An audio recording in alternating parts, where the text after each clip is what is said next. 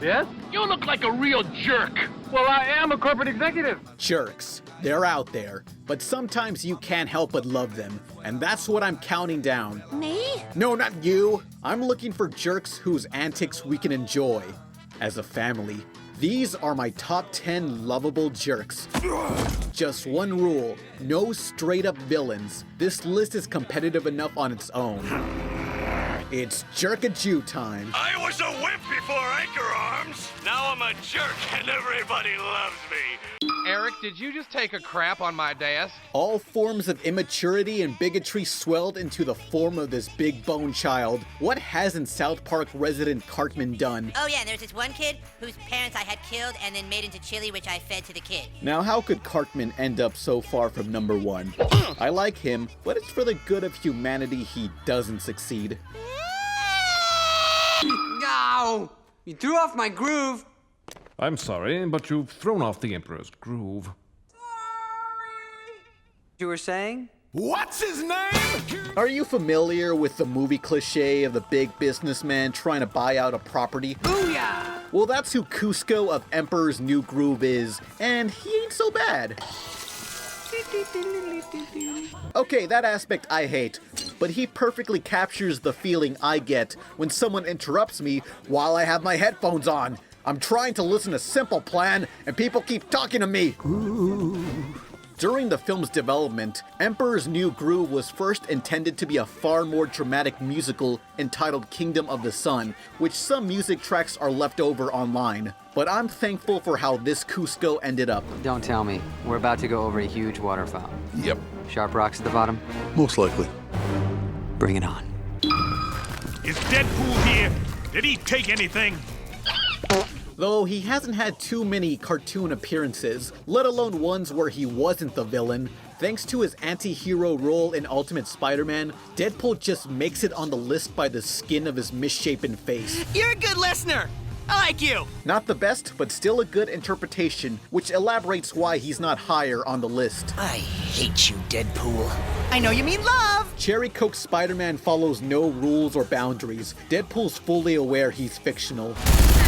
It's strange he appeared in Disney's Ultimate Spider-Man a mere 12 days after his video game release. Like, hey kids, if you find this guy funny, there's a video game. Oh fuck. In my game, you get points for killing baddies. You done? Because that took forever. I am forever. I am immortal! Shake, no! Number one in the hood. Master Shake just doesn't care. As long as it humors or gets him out of work, Shake will have no regret in what he does. I'll do what I want and how I want. The worst roommate you could ever end up with. I used to love his voice so much. Back when I was creating myself in middle school, I pictured me, Pan Pizza, being voiced by Dan Schneider. Bring forth the holy water! Imagine if Master Shake was narrating all my videos. It could work, but remember, There can be only one!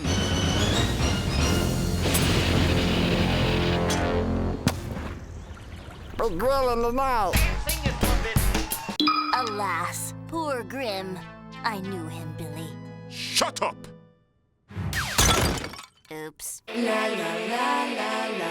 you put a bitter, angry girl into any cartoon, and she'll be the fan favorite. Someone who speaks their mind but still holds a bit of sympathy for others. I guess I'll help save the Earth then. They're known as the tsundere. Cold, hard on the outside, warm, soft on the inside. And I want to get cold, hard, and Raven's warm, soft insides. Eat it! She's gonna eat it! She's gonna eat it! Me, ball! Me, ball! Why did that funeral have to take so long? I'm gonna miss my show. As most watchers of the Hub channel were busy butt-fucking anime donkeys like I was, the relatable Dan versus remained unnoticed. Yes! A quarter! So much as mildly inconvenience him, and Dan will dedicate his entire day to tearing you down. I'll eat your children! Dan, that's disgusting and impractical. Noisy neighbors, bad parents, banks. Dan's a jerk, but he goes after the right things. Promise me, you'll steal from them every chance you get. Oh, I will.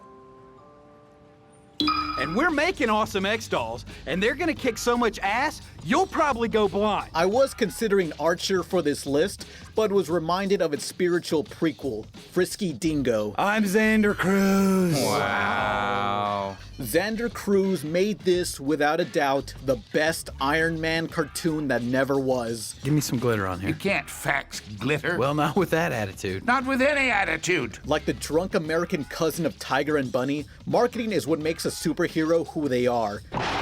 Cut down in 2 seasons, its humor lives on through Archer. For Force 10 News, Thank you. Thank you, City. You're awesome. They're just robots, Morty! It's okay to shoot them, they're robots!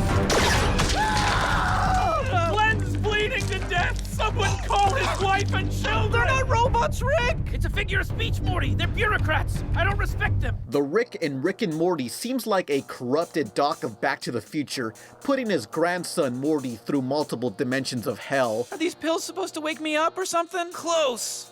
It's gonna make your kidneys shut down. What? His abuse to children alone is hysterical enough, but in due time, you see Rick really does care for Morty and comforts him from the absolute worst. A major example being a sexual assault sequence chosen by the co-creator and voice of the 2 leads, Justin Roiland, to be portrayed not comedically, but instead as more of an uncomfortable reminder. And what does Rick do to this rapist? You could feel Rick was wrong to abruptly kill that man, but he was asking for it by not wearing a bulletproof vest. Bender, can you continue to drink, smoke, and steal things on TV? Yes, I can. We're gonna have a TV party tonight! Not too evil and still loyal to his friends, Bender is the perfect balance between lovable and irresponsible. Remember me! Built to bend and construct, Bender does none of that. Try this, kids at home! Engineering proof that drinking and smoking does in fact make you cool. Say more about how great I am. Also, he got me into Black Flag, so that too is a huge plus. All right, closure! Now for part 1, but first some honorable mentions, who aren't on the list because there can only be 10, okay? Feel free to name the ones I missed.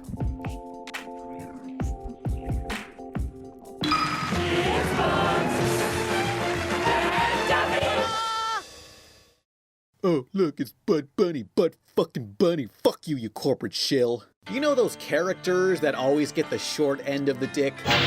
Each and every viewing of their adventures, I think they're gonna do it. They're gonna make it this time, but no, it just never works out. Number 1 is for those loser characters.